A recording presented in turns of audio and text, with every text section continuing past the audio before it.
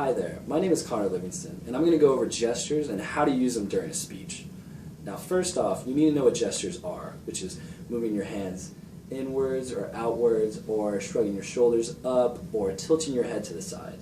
Now, to go along with this, you need to know the four main types of gestures. Now the first is descriptive gestures, which describes what you are doing. So you might say something is too big or too small, or it might be located over there.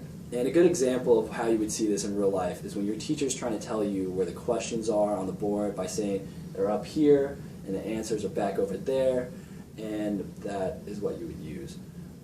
The second is emphatic gestures, which is something that shows emotion. So a storyteller is always trying to show emotion while they're trying to describe the story. So if there's a character who's really mean and grumpy, or somebody who's really excited, you would use those emotions to help describe what you were trying to say to your audience. Second is suggestive gestures, which you can see when you try to be sarcastic about something. So you might laugh so that the audience knows that you're being sarcastic about what you're talking about. Or if you're trying to make a joke, so you say it with a certain uncanny tone.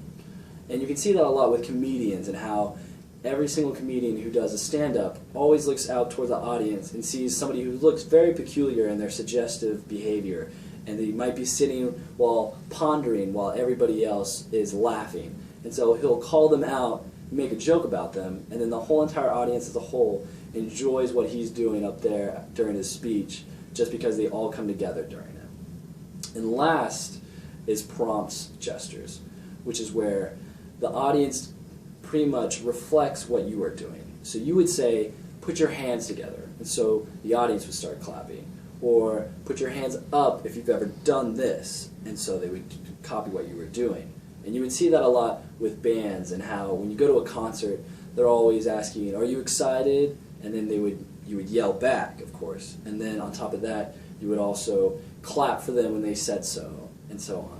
And the important thing that you need to take away from gestures is that by adding these in, you make your speech run so much smoother, and you automatically know what your body is going to be doing before you get up there, and you just look very nervous and embarrassed, and you're not sure what you're going to do with your hands or your fingers. And so that's an extremely important part that you want to keep together. Also, to go along with this, you don't want to put gestures as your main part of your speech. You want to work gestures into your speech, not your speech into your gestures, or else it won't look good and you just won't flow with it. Thank you.